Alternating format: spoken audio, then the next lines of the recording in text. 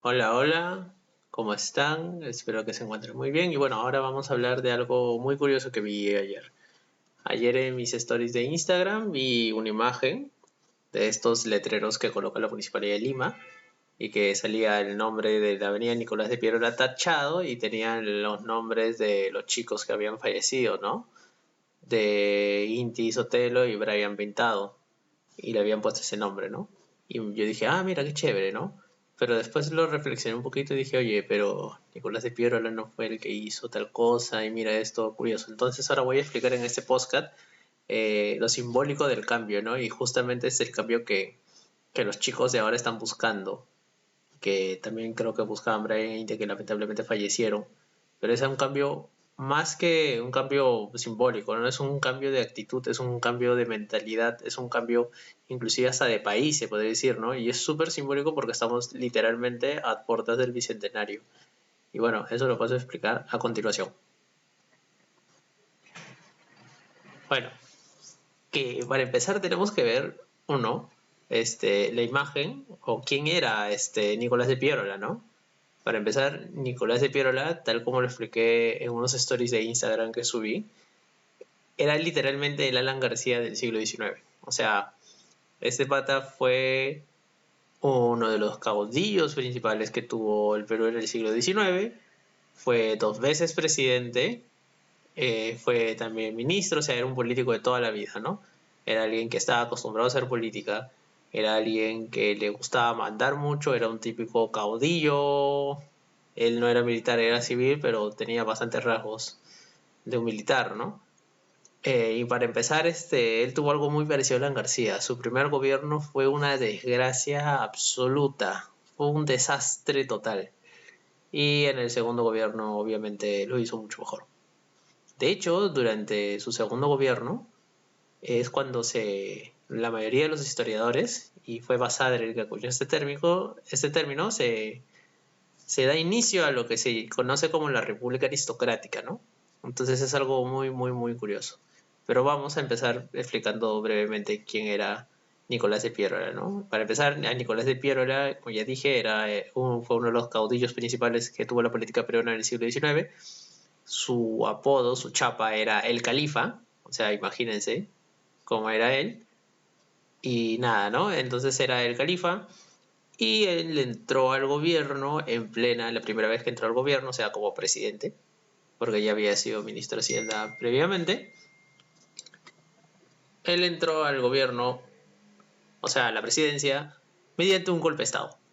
Cuando Prado se fue a Europa a comprar armas, Nicolás de Piérola vio el vacío de poder y dijo, acá me meto yo.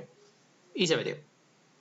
Entonces, él es recordado en esa época por la desastrosa campaña de defensa de Lima. O sea, quien planificó la defensa de Lima fue Nicolás de Piérola, en contra de la opinión de casi todos los militares, encabezados por porque hablo por Cáceres. Entonces, él organiza la pésima defensa de Lima, divide la defensa en dos, en flanco norte y flanco sur, hace las largas líneas de defensa en San Juan, Chorrillos, Miraflores, etcétera, etcétera. Y bueno, el resultado es conocido, ¿no? Esa campaña fue un desastre, los chilenos arrasaron con las defensas peruanas, y ahí lo curioso es que bastantes defensas peruanas no se usaron. O sea, al final los chilenos lo tenían prácticamente como trofeos de guerra. Y bueno, los chilenos ocuparon la capital hasta el fin de la guerra, obviamente. Bueno, luego de ello, y lo más curioso es que antes de que Lima caiga, literalmente Piero vio que Lima iba a caer y dijo, bueno muchachos, yo me quito. Y se fue, ¿no? Y se quitó de Ayacucho, trató de seguir gobernando, obviamente nadie le hacía caso, lo destituyeron y bueno, hubo la crisis, ¿no? Durante ese periodo. Hubieron varios presidentes. Bueno, entonces Piero después de eso no le quedó otra que huir, ¿no? Él se fue al exilio, estuvo en Europa un tiempo y después regresó. Ironías del destino, cuando regresa se vuelve a enfrentar a Cáceres. Sí, señor. Bueno, eso ocurre en 1895, cuando hay un levantamiento popular en contra de Cáceres. Él capitaliza toda esa revolución y dirige una revuelta armada. Y hay una breve guerra civil, porque él literalmente entra a cañonazos a Lima. Y luego de ese periodo de caos, que es la posguerra, desde 1895, cuando hay revuelta, Cáceres cae, dimite, y se convocan elecciones, el califa postula, y el califa gana las elecciones. Y en este periodo es cuando empieza un largo periodo muy inusual hasta ese momento, y se podría decir que muy inusual hasta el día de hoy, de estabilidad política. Literalmente se funda la República Aristocrática, ¿no? Esta estabilidad política tuvo solamente, digamos, un breve paréntesis, que fue el golpe de Estado de 1914 que dio Benavides contra Billinghurst, pero de ahí nada más, ¿no? O sea, fue un periodo muy estable, hubo estabilidad económica, estabilidad política, gobernaba solamente el Partido Civil. Y se podría decir que una cierta estabilidad social, se podría decir, y eso lo dejo mucho entre paréntesis, ¿no? Pero en fin, o sea, fue un periodo relativamente estable luego del caos de la guerra y la posguerra y las crisis previas a la guerra, entonces fue algo muy valorado, ¿no? Pero ¿qué era lo curioso de esta república aristocrática? En esta república aristocrática, como el mismo nombre lo dice, era una república aristócrata. Los aristócratas eran las clases altas peruanas, que se podían dividir en grupos, ¿no? O sea, estaban los aristócratas de la costa, que se podían dividir en el grupo de los industriales banqueros por un lado, y el grupo de los grandes terratenientes, ¿no? O sea, si tú has visto, por ejemplo, el documental de la Revolución en la Tierra, y has visto que antes existían grandes complejos de haciendas en la costa, ¿no? Que eran inmensas, que se dedicaban a la agroexportación, todo eso, ya. No es que nazcan en la República Aristocrática, pero se consolidan en la República Aristocrática. O sea, hacendados y terratenientes habían, no tan grandes como después surgen en la República Aristocrática, pero sí, o sea, se consolidaron bastante en la República Aristocrática y se expandieron. De ahí tienes el poder de los grandes hacendados o gamonales de la sierra, que también consolidaron su poder en este periodo de la historia, ¿no? De la República Aristocrática. Y posteriormente tienes el poder de los grandes señores del caucho en la selva, ¿no? Porque eso fue algo muy cruel, ¿no? El tema de la explotación del caucho en la selva, donde hubo prácticamente un genocidio contra las comunidades amazónicas y se les trató como esclavos, ¿no? En pos del progreso, que es una triste historia que siempre se escucha. Pero bueno, volviendo al tema, en la República Aristocrática se sientan, se puede decir, las bases económicas, sociales y políticas de la discriminación y de un sistema de exclusión en el que una pequeña minoría, los aristócratas, literalmente se sirven del Estado, se benefician de toda la actividad estatal, se benefician de los servicios que brinda el Estado en detrimento de las grandes mayorías de la población. Recordemos de que en esta época de la República Aristocrática solamente votan las personas letradas y el acceso a la educación era muy limitado en esa época porque o tenías que pagarla o el servicio público era muy limitado y obviamente no accedían las grandes mayorías. Entonces tú eras analfabeto y si querías dejar de ser analfabeto la tenías muy difícil si eras pobre o eras del pueblo. Lo tenías muy difícil en esa época. Entonces obviamente la movilidad social era prácticamente nula en ese periodo de la historia, ¿no? Había una estratificación social y ahí es cuando ya no es que, como digo, no es que se inventa la República Aristocrática nada, ¿no? Sino que lo consolida ese sistema de discriminación en base a la posición social y durante esa época bastante mucho al tema racial, ¿no? La República Aristocrática era una república de blancos en detrimento de una república, o sea, del pueblo, ¿no? En el que las poblaciones originarias, sean amazónicas o andinas, estaban prácticamente excluidas en su totalidad, ¿no? De la vida pública, de la red pública peruana. Y aparte es algo muy curioso porque también en esa época se consolida la idea de un Estado pequeño, medianamente eficiente, que brinda servicios limitados y además la base económica en esta época eran las grandes exportaciones, ¿no? Agroexportación en la costa, caucho, petróleo y minerales, ¿no? Minerales era un clásico, pero petróleo es algo muy importante porque en esta época es cuando se dan los contratos, por ejemplo, de la Bre y Pariñas, entre la IPC, y todo esto, obviamente, si has visto nuevamente el documental de la Revolución en la Tierra, te das cuenta que al final el tema de la IPC es algo que va original de que en 1968 las Fuerzas Armadas lideradas por el general Velasco tengan un golpe de Estado contra Belaúnde. Entonces, ¿Cuándo surgen todos estos problemas o cuándo nacen todos estos problemas? Nacen en ese periodo de la historia, la República Aristocrática.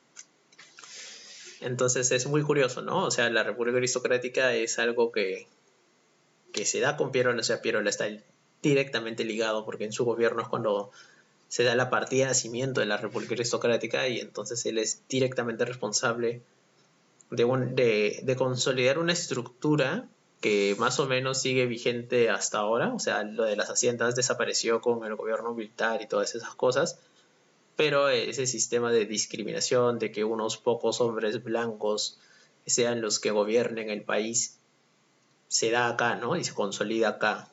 O sea, esto de que el partido civil, o sea, literalmente se podría decir que los viejos lesbianos son los herederos de ese viejo partido civil, ¿no es cierto? Y eso se da ahí, se da en ese punto. Y por eso es muy simbólico que la avenida, que hayan tachado ese nombre de la avenida como diciendo nosotros queremos borrar todo eso y ponerle el nombre de Brian e Inti, que son dos chicos, dos jóvenes que lamentablemente fallecieron, pero que justamente salen a protestar por las injusticias, por Merino y porque estaban buscando un cambio que hasta el día de hoy siguen reclamando los jóvenes, porque, valgan verdades, Sagasti asumió la presidencia, tenemos un nuevo presidente, tenemos un presidente que está con un tono mucho más conciliador, obviamente, que ha nombrado un consejo de ministros interesante, pero la gente sigue marchando y la gente está pidiendo cambios.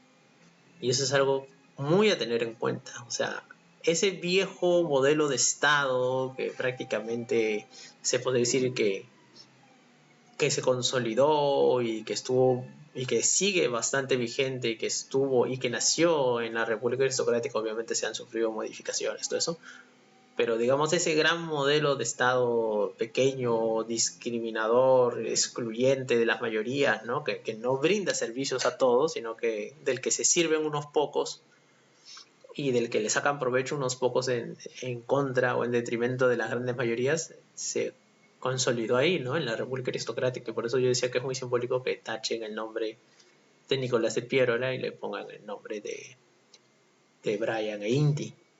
Y eso es algo muy, muy, muy poderoso, ¿no? Porque, o sea, simboliza ese cambio que se está buscando a las puertas del Bicentenario. Y ya como reflexión final, obviamente, porque ya esto ya he explicado mi punto, yo quiero decirte que ese cambio es muy poderoso, ¿no? Porque es lo que la gente, creo, está buscando, ¿no? Creo yo, por lo menos. Esto es una opinión personal, ¿no? Y ese cambio está en cambiar el modelo, ¿no? Está en cambiar todo. No me refiero solamente al modelo económico, ¿no? O sea, me refiero a cambiar el modelo de Estado que tenemos, el modelo de república. Ya hemos tenido 200 años prácticamente de una república que ha tenido muchos defectos, que ha sido durante mucho tiempo de la historia ha estado de espaldas a la población, que ha sido excluyente, que simplemente ha beneficiado a un pequeño grupo y de que las grandes mayorías no se han podido beneficiar de los servicios estatales, ¿no? Entonces yo creo que ese cambio es muy importante porque se debe fundar ya de una vez la Segunda República. Debemos cambiar radicalmente la forma en que está organizada el Estado, la forma en que el Estado brinda servicios. Y yo sé que este no es un cambio rápido, ¿no? No va a ser un cambio de la noche a la mañana, no va a ser de que simplemente, muchachos, hagamos una nueva constitución y listo, se acabaron los problemas. No, es un proceso a largo plazo. Pero obviamente esto tiene que empezar con un proceso constituyente. Se necesita el proceso constituyente, ¿no? Un periodo de diálogo entre todos en el que el pueblo, literalmente, los ciudadanos decidamos qué modelo de Estado queremos, ¿no? O sea, obviamente yo abogo por un modelo de Estado más parecido a un Estado, una socialdemocracia europea, ¿no? Y yo sé que eso no se va a lograr de la noche a la mañana, que va a requerir harto trabajo y que va a ser complicado, ¿no? Y que el camino va a ser largo y se van a tener que hacer muchas reformas, sí, pero es algo necesario, porque necesitamos un Estado que brinde servicios de calidad, servicios gratuitos, salud gratuita, educación gratuita. Y obviamente, ¿cómo se financia eso? Con impuestos. Tiene que haber una formalidad mucho más alta. La informalidad en Perú es altísima, tiene que haber formalidad, la gente tiene que pagar impuestos, los servicios tienen que estar bancarizados y domiciliados, o sea, como se hace en Europa, ¿no? O sea, todo tiene que ser muy formal, pero esto no se consigue de la noche a la mañana, muchachos. Pero es un proceso que se tiene que dar y la mejor manera de empezar esto es con un proceso constituyente, ¿no?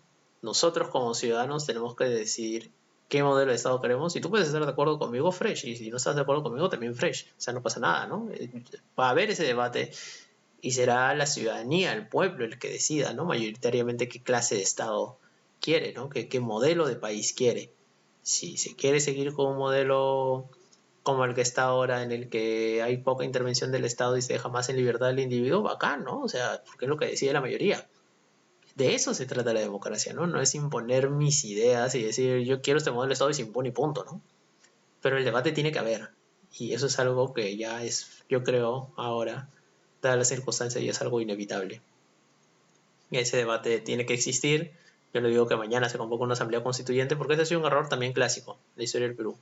Cada que tenemos uno de estos procesos grandes en los que la gente exige cambio, ¿qué hacemos? ¿Debate constituyente? No, convocamos una asamblea constituyente, se escogen a los mismos idiotas que han originado el problema o tal vez a alguien joven pero sin experiencia. Se redacta una constitución más o menos rápida y decimos ya está, cambió la constitución, se solucionarán nuestros problemas. Gente, hemos tenido 13 constituciones a lo largo de la historia y acá y seguimos, ¿no?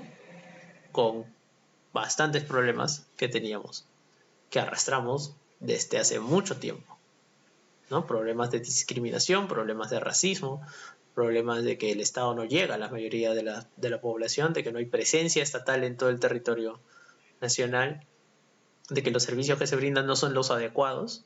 Entonces, cambiar la constitución no sirve de nada. Es un primer paso, sí, porque la constitución obviamente te da el modelo de Estado, ¿no? Te dice cómo se organiza el Estado, cuáles son los derechos básicos o fundamentales, ¿no? Derecho que tienes, cuáles son los poderes y los límites de la actuación estatal, cómo se organiza, cómo se distribuye territorialmente el poder del Estado. Y es importante, ¿no? Obviamente es un primer gran paso porque te diseña la estructura estatal, pero no va a solucionar todo. Eso yo lo tengo muy claro. Cambiar la constitución, si haces simplemente el cambio y lo dejas ahí, no va a solucionar nada. Va a ser pérdida de tiempo. Pero por eso siempre digo, ¿no? Proceso constituyente ya. Que eso no implica necesariamente convocar mañana una asamblea constituyente. No. Porque imagínate, convocamos mañana una asamblea constituyente, Sagasti agarra y dice, ya, vamos a convocar una asamblea constituyente o vamos a hacer la pregunta.